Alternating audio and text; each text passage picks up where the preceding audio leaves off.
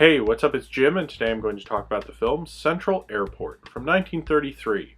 And this is continuing my quest to review as much of William Wellman's filmography as I possibly can within the year 2013. And this is another one of William Wellman's kind of obscure pre-code films. It's about a flyer named Jim, played by Richard Barthelmess, I think. At the beginning of the film, he crashes his plane. It's a commercial plane, and then he is sent to the hospital and it is decided that the crash was his fault, and he has to leave commercial flying. And his flying career looks like it's over until he's driving by one day and sees a plane doing all sorts of tricks, and this girl parachutes out of it, and he meets the girl, and then the plane actually crashes a little bit after that. This girl, her and her brother, were doing this like stunt show thing, and so he takes her brother's place and they start a relationship and kind of start flirting and clearly having sex. It's alluded to, it's very bluntly alluded to, at least for pre-code, but then he says flyers shouldn't get married, and even has the line, you know, you can have romance if you're a flyer, but you don't buy a restaurant if you're hungry, which I thought was a cute line. The girl who loves him so much is played by Sally Ehlers. Then she meets his brother, played by Tom Brown, Neil. Neil meets up with them one day, and he's grown a bit since we saw him at the beginning of the film. And then when Jim is injured, when another plane goes out of control, and he stops it, but he injures himself, and so he is taken out of commission. And then while he's in the hospital, Neil not only takes his place in the act, but in the relationship as well, and eventually marries Jill. And Jim goes off. Basically, by coincidence, they meet up again, and, you know, there's a life-defying thing, and the brothers are reunited once again. William Wellman was a flyer. He flew in World War I. It's semi-insinuated, I guess. Few reviews have mentioned it's insinuated. I actually thought that as well, that the character of Jim was probably a World War I veteran. I don't, you know, maybe he's not, but they never actually say it, so we're all kind of just putting that in there. When you think of William Wellman and flying, I think the first film you think of is Wings, because the cinematography and how he shot those flying sequences were frankly amazing. And Central Airport is different because it's still shot very well, but he didn't have the camera up in the air, really. You know, all the shots of planes are from down on the ground, and all the shots that are supposed to look like they're in the air are done with miniatures. Now, I think he did a really great job with the miniatures. Maybe if you're really stupid or don't know how miniatures work, you might think they really got in there, but it's clearly miniatures. The first shot I saw with a miniature, I was like, oh man, I guess they didn't have a Wings kind of a budget, so they couldn't do that. In the 30s in Hollywood, they were making these films quickly. I don't think they wanted to spend the time or the money on making Central Airport with cool, amazing flying cinematography with the camera in the plane like they did with Wings. They weren't as interested in that, so you weren't going to get that with Central Airport. Unfortunately, it wasn't like a big prestige picture. Although it doesn't get the flying cinematography that Wings had, it definitely gets the attitude of Flyers, and the attitude he had in a lot of these pre-code Depression era films, where he has characters who are always traveling, always working, trying to find any job they can, scrapping together, having to do something in the entertainment industry just to survive, like finding what they're good at and going with it. It has more of a Depression era idea with the Flyers. All these characters are very much Wellman characters. It's in the Wellman vein. It is a little too Hollywood and hokey and assembly line-ish, and I don't think Wellman was having a lot of fun. I think he tried to have fun with this movie, but I don't really think he succeeded in doing so. Wings feels like a very special, different kind of film, even though it was a big studio film, and this just feels like a studio film to me.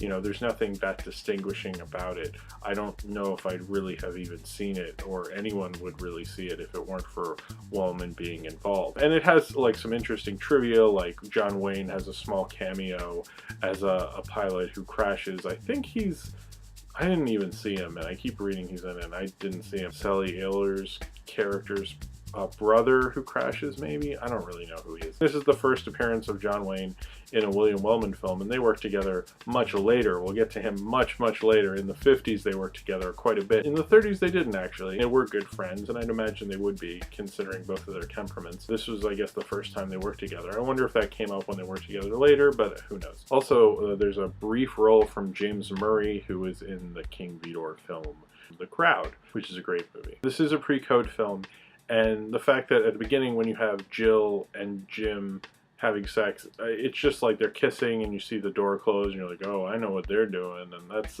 about as much as you're getting from it. But then with Neil and Jill, you have a sequence where you actually see them in bed holding each other, but then it's later revealed that they're already married. So I guess you can do that if people are married. It's like more acceptable. It's not as scandalous. But it was pretty implicit. It was definitely very heavily implied that she was having sex with both of the brothers, which is like, whoa, girl, what are you doing? I think she really loved both of them, but Neil, and the character played by Tom Brown, was the one, she clearly really loved, because he would commit. This film's also good at showing the passage of time, whether it's with Jim and suddenly has an eye patch after he's been gone for a while.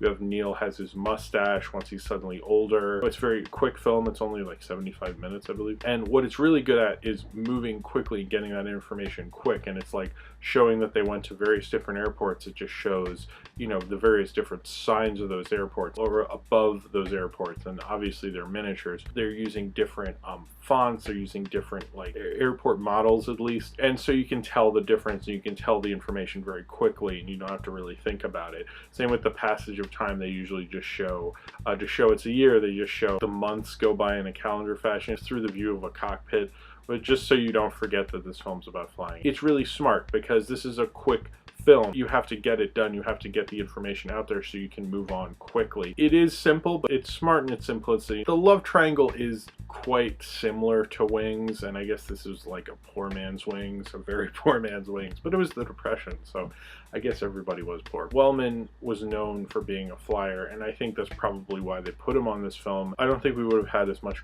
good shots of the miniatures as we would if you didn't have someone like Wellman on this film, and he seemed to combine like real shots of planes. Wellman actually got the flu while making this film, and Alfred E. Green, who directed a really great pre-code film, Babyface, came and directed this for a week. It feels very Wellman. That's the thing about this movie, is I can't imagine someone else other than Wellman directing it because of the flying and the attitude of it. But it's not like one of my favorites at all. It's really kind of feels a little lackluster. I like the love triangle of it, but it doesn't really feel like he was having fun. I think he was probably bewildered by the budget of doing something like this, and the ending feels a little too hackneyed in studio for me. He definitely tries. I feel like there's a definite attempt to make this his own. It's just a little too formulaic, I guess, in a lot of places, and you can tell he's kind of overall not having fun. But I think he still gets his personality in there, so I don't think this is an awful film. I'm just not really all that into it.